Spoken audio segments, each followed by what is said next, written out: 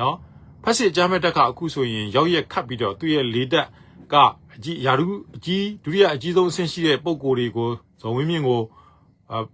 ဒါယာရုဖယ်ရှားရတာပြောတာတကယ်တော့သူဖမ်းဆီးအကျယ်ချုပ်တာလည်းဖြစ်ဖို့များပါတယ်ဒါတော့လေတပ်က pilot ဆိုတဲ့လူသက်ဒီလေရင်မောင်းတိုက်လေမောင်းတဲ့ကောင်းတွေကိုယ်တိုင်ပြည်သူကိုတပ်ဖြတ်ဘုံကျဲရလို့အားကြီးလို့မခံနိုင်တော့ဘူးကြီးနဲ့လေကွာဟချက်တွေကြီးမာပြီးအချင်းချင်းပြိပခဖြစ်နေတဲ့အချိန်သူကပြည်သူတရားလုံးကို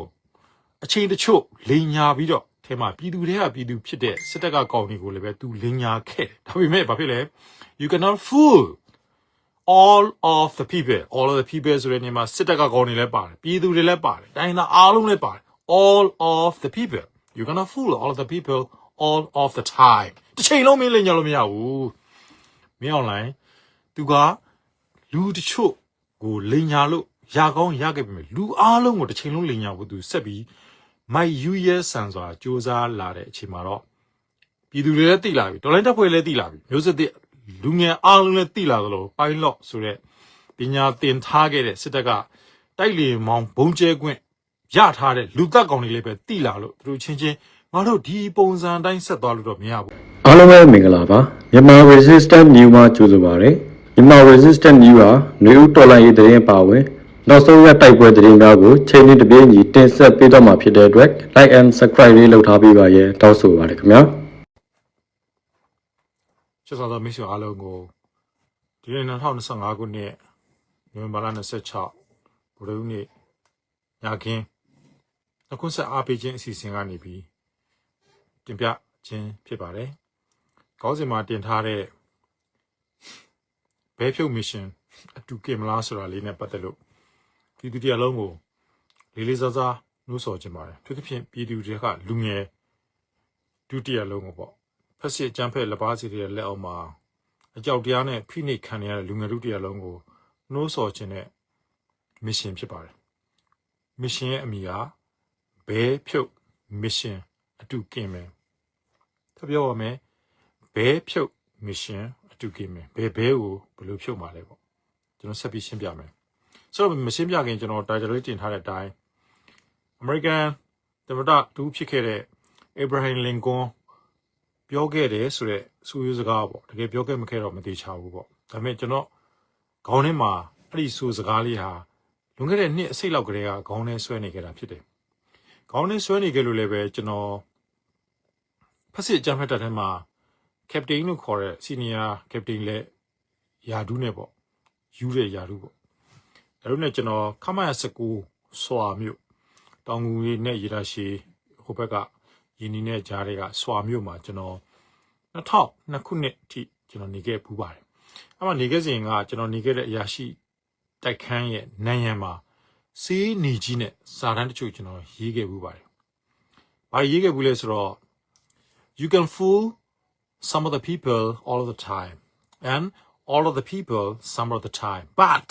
you can fool all of the people all of the time ဆိုတော့စာသားလေးကျွန်တော်အင်္ဂလိပ်လိုရေးခဲ့ဘူးလေပေါ့ရေးပြီးတော့ကျွန်တော်နန်းရံမှာစစ်ယူနီဖောင်းဝတ်ပြီးတော့ရုံသွားမယ်ကြံတဲ့အိစာသားကိုတေချာဖတ်ပြီးစဉ်းစားပြီးသွားခဲ့တာပေါ့ဆိုတော့အိစာသားရဲ့ဗမာပြန်ဘာသာပြန်လေးကိုကျွန်တော်ပြန်ပြီးတော့ကျွန်တော်နားလည်တယ်လို့ပေါ့နော်ရှင်းပြပြောပြရမယ်ဆိုရင်တော့ you can fool some of the people all the time ဆိုမင်းဟာတဲ့လူတချို့ကိုတဲ့ all of the time တစ်ချိန်လုံးမှာမင်းအယူလို့ရတယ် and you can fool all of the time all of the people some of the time မင်းလူအားလုံးကိုတဲ့အချိန်တချို့မှာမင်းအယူလို့ရတယ်တဲ့နော်စောစောတော့လူတချို့ကိုတစ်ချိန်လုံးဒုတိယပိုက်ကြတော့လူအားလုံးကိုအချိန်တချို့ but ဒါပေမဲ့တဲ့ you cannot fool all of the people all of the time မင်းဟာလူအားလုံးကိုတစ်ချိန်လုံးအယူလို့မရဘူးတဲ့တော့ဒီဆိုရိုးစကားလေးတိုင်းအခုမင်း online ဥဆောင်တဲ့ဖက်စစ်အကြမ်းဖက်ကြားဖြန့်လူသက်ရာဇဝတ်ကောင်ကလီစာရောင်းဝယ်ရေးမူရစ်ဘိန်းညာစာမင်း online ရဲ့အကြမ်းဖက်အုပ်စုဟာလူတချို့ကိုတစ်ချိန်လုံးသူအယူလို့ရနိုင်ခဲ့ပါတယ်ဒါပေမဲ့လူအားလုံးကိုလည်းပဲသူအချိန်တချို့မှာအယူလို့9နှစ်လောက်သူရခဲ့ဘူးပါတယ်9နှစ်လောက်သူအယူလို့ခဲ့အခုပဲ သူရဲ့စီမံအုပ်ချုပ်ရေးဘာကောင်းစီညာကောင်းစီတစ်လေကောင်းစီဟာဘာတွေတိုးတက်နေပါညာတွေတိုးတက်နေပါပြီ Facebook တွေ connection တွေဖြတ်ပြီးလူထုကအလိညာမှိုင်းတိုက်ပြီးတော့သူတို့ပဲလှုပ်လို့နိုင်ငံကြီးတိုးတက်လာတရားတိုးတက်လာတော့မယ်တရားအယူလုပ်ခဲ့တယ်ဒါပေမဲ့အခု9နှစ်ကာလရောက်လာတဲ့အချိန်မှာဆိုတော့ကြုံကြိုက်တုံးလေးပြောရရင်အခု American နိုင်ငံကယာယီခိုလုံခွင့်အကာအကွယ်တွေရုပ်သိမ်းလိုက်တယ်ဆိုတော့ရပောင်း60အကြောင်းလေးနဲ့ပတ်သက်လို့ကျွန်တော်တို့ဆက်ဆက်စဉ်းစားကြရည်လည်းအများကြီးရှိပါတယ်ဒီကနေ့ဆိုရင် DKB ဌာနချုပ်ကိုဝင်စီ DKB ရဲ့ဌာနတစ်ခုဝင်စီလိုက်တဲ့ KNU ကထုတ်ပြန်လာတဲ့တွေးရှိသောမူရစေချက်လုပ်တဲ့စခန်းကြီးတွေဖမ်းဆီးရမိတဲ့နိုင်ငံသားတွေတွေးရှိတဲ့ကြားဖြတ်ထောက်ထားတွေကိုနိုင်ငံတကာအားချင်းကူညီဖို့ဆိုတဲ့ပန်ကြားချက်အပါအဝင်တေးကြတဲ့ကြားဖြန့်စစ်ရာဇဝတ်ကောင်မင်းအွန်လိုင်းရဲ့ခိုင်းစီမှုကိုငါတို့လွတ်ရင်ငါတို့လည်းကြားဖြန့်စစ်ရာဇဝတ်သားတွေဖြစ်တစ်ချိန်မို့တစ်ချိန်ဘာလို့ဆိုတော့ရာဇဝတ်ဘေးပြေးမလွတ်ဘူးဘာဖြစ်လို့လဲဆိုတော့သူတို့တွေကဥပဒေတွေတင်ခဲ့ဘူးတဲ့သူတွေဖြစ်တယ်ဒီချိန်မှာဒီနေ့ဥပဒေအကြောင်းမျိုးမျိုးကြောင့်အိပ်ပျော်နေပေမဲ့မနှပြန်တော့မို့ဘယ်တော့ခါတည့်ရမှာတော့နိုးထလာမှာဆိုတော့သူတို့သိတော့သူတို့လီပဲစိတ်ရာဇဝတ်မှုတွေနဲ့အရေးခံမဲ့ရာဇဝတ်ကောင်တွေဖြစ်မယ်ဆိုတော့တိလာတော့စိုးထိတ်လာတယ်ကြောက်ရွံ့လာတယ်အဲ့တော့ဘာလုပ်လာလဲအန်တီကန်လာတယ်အန်တီကန်တယ်ဆိုတာအမိတ်မနာခံဘူးဂလန်ဆန်လုပ်လာတယ်အကြောင်းမျိုးမျိုးအလီပိုင်း complain ပြပြီးတော့ complain တက်တယ်လို့ခေါ်တာပြပြီးတော့ဘုံကျဲဖို့ညှင်းဆန်လာတဲ့အတွက်ကြောင့်အခုစိုးဝင်းကိုယ်တိုင်နော်အခုဆိုရင်ဖန်စီပြီးတော့နံပါတ်ကတိုင်းမှုကောင်လုတ်တင်26ခါကောင်လည်းဖမ်းစစ်နေရတယ်ဇော်ဝင်းမျိုးကိုလည်းဖြုတ်ပြီးတော့ဖယ်နေရတယ်သူတို့ချင်းချင်းကြားထဲမှာပြိုးအမှုကွဲပြိုမှုတွေနဲ့အချင်းချင်းလက်ဦးမှုယူဖန်စီစမှန်ခုတ်နေကြတဲ့အခြေအနေတွေဟာလူအားလုံးကိုတစ်ချိန်လုံးအယူလုပ်ဖို့မိုက်ယူရဲဆန်စွာစူးစမ်းခြင်းရလိုက်တဲ့တာဖြစ်တယ်အဲ့တော့ကျွန်တော်စကပုံလေးခေါင်းစဉ်လေးကိုပြန်ရှင်းပြပါမယ်ဘဲဖြုတ် mission ဘဲဖြုတ်ဖို့ mission အတူကင်စို့ဘဲကိုဖြုတ်မှာလဲအခုဆိုရင်မင်းအွန်လိုင်းရဲ့နောက်ဆုံးထွက်ပေါက်တကယ်တော့သူ့ရဲ့နောက်ဆုံးထွက်ပေါက်မဟုတ်ပါဘူး China Communist Party ရဲ့သူတို့လိုချင်သောနိုင်ငံနဲ့ချီတဲ့တချို့သောလက်မှတ်ရေးထိုးမဲ့ MOU သဘောတူညီမှုပေါ့။ငါဒီနေ့ပိုင်လိုင်းကိစ္စတော့လကောင်းရထားလိုင်းကိစ္စတော့လကောင်းနော်ကချင်ပြည်နယ်ထဲမှာရှိတဲ့မြစ်ဆုံစီမံကိန်းကြီးကိုတော့လကောင်းသူတို့အနေနဲ့နိုင်ငံတော်အဆင့်မြန်မာပြည်ကိုဝါမျိုးသိမ့်ပိုက်ဖို့နှစ်ရှည်စီမံကိန်းစာချုပ်တစ်ခုကိုချုပ်ဖို့ elected person ပေါ့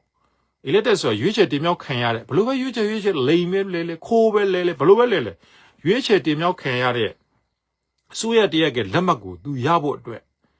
သူရမှလဲဒါဘာလို့မှဆက်ညင်းလို့မရဘူးမင်းတို့ရွေးချယ်တင်မြှောက်လိုက်တဲ့အစိုးရရဲ့လက်မှတ်ကိုငါတို့ယူပြီးတော့ဒီနေမြေဒီဒေသကို290အပိုင်သိန်းနဲ့တော်ကောင်းဒီပိုက်လိုင်းရဲ့ဘေးမှာရထားလိုင်းကြီးတစ်ခုတော်ကောင်းတရုတ်ကတက်ကအဆောက်ရှုံးနဲ့ငါတို့250တော်ကောင်းမြစ်ဆုံစီမံကိန်းတစ်ခုလိုကိုမဖြစ်မနေငါတို့မင်းတို့အစိုးရရဲ့ခွင့်ပြုမှုနဲ့ငါတို့တိဆောက်တယ်ဆိုလဲတော်ကောင်းသူတို့ရဲ့ပင်လေထပ်ပေါက်တဲ့တရားဝင်လက်မှတ်တစ်ခုခုရဖို့ရွေးကောက်ပွဲဆိုတာကြီးကိုပြောင်းလိန်ပြောင်းစားညစ်ပတ်ကောက်ကျစ်အခုဆိုထိုင်းနိုင်ငံနိုင်ငံခြားရေးဝန်ကြီးကတော့ပြောလာပြီလက်မခံနိုင်ဘူးဆိုတဲ့အကြောင်းဘယ်နိုင်ငံဘယ်အနည်းချင်းကလက်ခံပကံတရုတ်ကွန်မြူနစ်ဆိုတဲ့ဈေးပေါင်ကျိုးနဲ့တခိုးစီအမြဲတမ်းချောင်းနေတဲ့အောက်တန်းစားအုပ်စုတစုကတော့သူတို့လိုချင်တဲ့လက်မှတ်တစ်ချက်ကိုရဖို့ရွေးကောက်ပွဲကိုရအောင်တွန်းနေတာဖြစ်တယ်အဲ့တော့မင်းအွန်လိုင်းရဲ့ထွက်ပေါက်မဟုတ်ပါဘူးကွန်မြူနစ်တရုတ်ကထွက်ပေါက်ဖြစ်သူစူးစမ်းနေတဲ့ရွေးကောက်ပွဲကိုတိလို့ပဲဖြစ်မတိလို့ပဲဖြစ်ဥမာကေကျူလို့လူပေါ့ဗျာနိုင်ငံရေးငါတို့ရဲ့နိုင်ငံရေးထွက်ပေါက်ကိုမပိတ်နဲ့ဒါနိုင်ငံရေးထွက်ပေါက်မဟုတ်ဘူးတိုင်းပြည်ကိုနှစ်ချီကျွံပြုတ်ခံဖို့အတွက်လဲစင်းတွတ်သွင်းခံရမယ်လိညာကောက်ကျစ်သောပလန်မှန်တိတိနဲ့ဝင်တိုးနေတဲ့အစီအစဉ်ဒီရွေးကောက်ပွဲအတွက်အခုဆိုရင်တချို့သောသူတွေဟာတကြစီးယုံနေကြတယ်များသောအားဖြင့်တော့ဖက်စစ်တပ်ထဲမှာဗိုလ်ချုပ်ကြီးတွေဒုတိယဗိုလ်ချုပ်ကြီးတွေစသဖြင့်ယာဒူးကြီးသလောက်အုံနောက်အလွန်သေးယာဒူးကြီးသလောက်အတွေးမြင်အလွန်သိငယ်ယာဒူးတွေရွှေပခုံးတွေမှာတတ်သလောက်တတ်ထားသလောက်ကိုချင်းတရားတက်လူတံဖို့0 line မှာရှိနေတဲ့လူပုဂ္ဂိုလ်တချို့ကတော့သူတို့ကိုသူတို့ဗိုလ်ချုပ်ကြီးငိမ့်စားလွတ်တော်ကိုယ်စားလှယ်လောင်းကြီးပါခမပြည်သူရေးမဲပေးကြပါခမကျွန်တော်တို့ဂရီပေးတဲ့အတိုင်းမလို့ကျွန်တော်လက်သီးနဲ့ထိုးပါခမစသဖြင့်အမှန်တကယ်တော့တိုင်းပြည်ကိုတခိုးစင်းနဲ့ထိုးရောင်းဖို့စ조사နေတဲ့လူယုံမှာအောက်တန်းစားတစုရဲ့ရှမ် election ကိုပူးပေါင်းပါဝင်ဖို့တချို့အခုဆိုင်းဘုတ်တွေအလုပ်လုပ်နေကြပါလူကိုယ်တိုင်မစင်းရဲဘူးလေလူကိုယ်တိုင်ထွက်မစည်းရုံးရဲဘူးဘာလို့ဆိုတော့တိတဲ့တိုင်းပဲ PDF တွေကဗမာပြည်ရဲ့နေရာအနှံ့မှာရှိတယ်မြို့ပြပျောက်ကြားတွေ မြို့ကြီးတိုင်းမှာရှိတယ်ယူကြီးတွေမြို့ကြီးတိုင်းမှာ ready ရှိနေတယ်အားလုံးဟာအချိန်တစ်ခုအတွက်လှိုင်းတစ်ခုကိုစောင့်ပြီး mission ကြီးဆင်နွှဲဖို့ပြင်ဆင်နေကြတဲ့သူတွေကြီးပဲဖြစ်တော့လူကိုယ်တိုင်ထွက်ပြီးတော့ကျွန်တော်ဘာကိုယ်စားလှယ်လောင်းကြီးပါဆိုမပြောရဲကြတော့ဆိုင်းဘုတ်တွေနဲ့ပဲနေရာနှံ့မှာလိုက်ပြီးတော့ကိုနားချိတ်ဒီနားချိတ်ဓာတ်ပုံရိုက်နိုင်ငံတကာကိုတင်ပြကျွန်တော်တို့ရွေးကောက်ပွဲကြီးအတွက်ဒီဆိုင်းဘုတ်ကြီးတွေစစ်နဲ့ဆေးရုံနေပါပြီကျွန်တော်တို့ဆိုင်းဘုတ်တွေနေရာနှံ့ကိုစိုက်ထူနေနိုင်ပါပြီဆိုင်းဘုတ်ပဲထူနေတာလူမစင်းရဲဘူးလူတွေမသွားရဲဘူးသွားရဲတဲ့ကောင်ကြည့်လိုက်ရဲခွေးတွေစစ်ခွေးတွေခြံရံပြီးတော့မှလူထုအလယ်မှာမျက်စိတငယ်နားတငယ်နဲ့ဆိုတော့ကျွန်တော်တို့လူငယ်တရလုံးကိုစောစောပြောတဲ့ you cannot fool all the people all the time လူအားလုံးကိုတစ်ချိန်လုံးမှာယူလို့မရတယ်လို့ပြည်သူတရလုံးကိုနေဆုံးများတန်း90မဖြောနဲ့90လည်းမဖြောနဲ့9သိန်းလည်းမပြောနဲ့9000လူ9000ကိုတစ်ချိန်နဲ့ဖမ်းနိုင်လောက်တဲ့တစ်ချိန်နဲ့တရားစွဲဆိုတဲ့မတရားစွဲနိုင်လောက်တဲ့တစ်ချိန်နဲ့ထောင်ထဲကိုထည့်နိုင်လောက်တဲ့အခြေအနေစစ်ကောင်စီမှာလုံးဝမရှိတော့ဘူးကျွန်တော်ပြောတော့တန်း90မပြောနဲ့9000မပြောနဲ့9သိန်းမပြောနဲ့9000ဆိုတော့ကျွန်တော်လူငယ်တို့တရားလုံးဖက်စစ်အကြမ်းဖက်အုပ်စုရဲ့အောက်မှာအချိန်မီချောဆွဲခံရနေတဲ့အချိန်မီပေါ်တာဆွဲပြီးစစ်တပ်တဲ့သွင်းခံပြီးတော့ခြေတန်းပို့သေခန်းခံရနိုင်နေဆိုတဲ့လူငယ်တို့တရားလုံးကျွန်တော် target date တစ်ခုအားချင်းစီစဉ်ပြီးအမိန်ပေးခြင်းနဲ့ညွှန်ကြားခြင်းနဲ့မြေတားရက်ခံတောင်းခံခြင်းနဲ့ဒါကတော့ဘဲဖြုတ် mission အတူကင်မယ်ဘဲဖြုတ် mission စိုင်းဖို့မှန်သမျှဖြဲပါ mission ဖြစ်စီမံဆောင်ရွက်ပါအတူကင်ဖို့3ရက်တော်တင်ကျွန်တော်တို့ဆောင်ရွက်မလား3ရက်တော်တင်ဆောင်ရွက်မယ်ဆိုရင်တို့တနိုင်ငံလုံးကဆိုင်းဘုတ်ချိထားတဲ့မြို့တိုင်းကိုဖြန့်ကျက်စရာအင်အားလည်းမရှိဘူးထိန်းသိမ်းကာကွယ်နိုင်စွမ်းလည်းမရှိဘူးဘာလို့ဆိုတော့ကြားဖြန့်နှိမ်နှင်းရေးစီမံခြင်းကဒေါ်လာ25သန်းထုတ်ပြန်ပြီးတဲ့နောက်ကြားဖြန့်ခေါင်းဆောင်ဖြစ်တဲ့စစ်ကောင်စီစစ်တိုင်းမှုတစုခုချိန်မှာဘယ်ပုံလို့ပုံရမှမသိဖြစ်နေတဲ့အချိန်တော့ဒီခွေးကောက်ပွဲအတွက်နော်ဆိုင်းဘုတ်တွေကိုကျွန်တော်တို့နေရာနှံ့မှာဘဲဖြုတ် mission အတူကင်မယ်ဆိုတဲ့ရည်ရွယ်ချက်လူငယ်အားလုံး3ရက်တော်တင်မှာရနီလန်းကိုအသုံးပြုပြီးတော့ဗုံမှန်သမျှဖြဲပါအဲ့တော့လူငယ်တို့တွေပြောချင်တာကခု PDF တွေလို့ခြေတန်းမှာအငတ်ခံအသေးခံရင်ပတ်ပွင့်ခံဥကုံပွင့်ခံအသေးမခံရဲဘူးလားအသေးမခံရဲနေပါဘဲဖြုတ် mission မှာတော့ကင်ရဲပါစေမြို့ပြယူကြီးတွေလို့ဖန်စီခံတဲ့အခါမှာရဲစက်နှိပ်စက်ညှင်းပန်းအသက်ဖြတ်ရင်ခွဲအသက်ကင်မခံရဘူးလားဘဲဖြုတ် mission ပါအတူကင်ပါလူငယ်ချင်းတူအရွယ်တူချင်းတူတိုင်းပြည်အနာဂတ်အတွက်အသက်တွေဘဝတွေခန္ဓာတွေအချိန်တွေအားလုံးပေးဆက်ပြီးတော့လူငယ်မြောင်များစွာတော်လိုင်းကြီးဝင်နှွှဲနေကြတဲ့အချိန်မှာမျိုးပြမှာရှိတဲ့လူငယ်တွေမိမိတို့အနာဂတ်ကိုဖျက်ဆီးခံရမယ်အရေးကာကွယ်ဖို့မင်းတို့မှလည်းတောင်းရှိတယ်မင်းတို့ဘေးလက်တကမ်းမင်းတို့မြို့လမ်းတော့မင်းတို့ကြီးရွာလမ်းစုံလာစိုက်ထားတဲ့ဆိုင်းဘုတ်တစ်ခုတောင်မှဖြုတ်ရဲဖျဲရဲတဲ့တတ်တိမရှိရင်မင်းကိုမင်းလူငယ်လို့မတတ်မှန်းနဲ့မင်းတို့ကောင်တွေကလူငယ်လို့ခေါ်ဝေါ်ထိုက်တဲ့ဂုံတတ်တိနဲ့မပြည့်စုံသောသူတွေဖြစ်လိမ့်မယ်အဲ့တော့ဘဲဖြုတ် mission 3ရက်တွင်အတူကင်မယ်ကြားဖြန့်အတွက်ဒေါ်လာ25သန်းနဲ့ mission တွေမကြခင်လာမယ်အဲ့တော့လူငယ်တို့အားလုံးဘဲဖြုတ် mission မှသည်ကြားဖြန့်တိုက်ဖြစ်နေနေပေါ်ပေါလာမယ်အချိန်နဲ့အချိန်ခါလိုက်စွမ်းဆောင်မဲ့တာဝန်တွေဝင်ကြေပြင်ဖို့တတိကိုစီမွေးပါထပ်ပြောမယ်ဘဲဖြုတ် mission တူကင်ပါ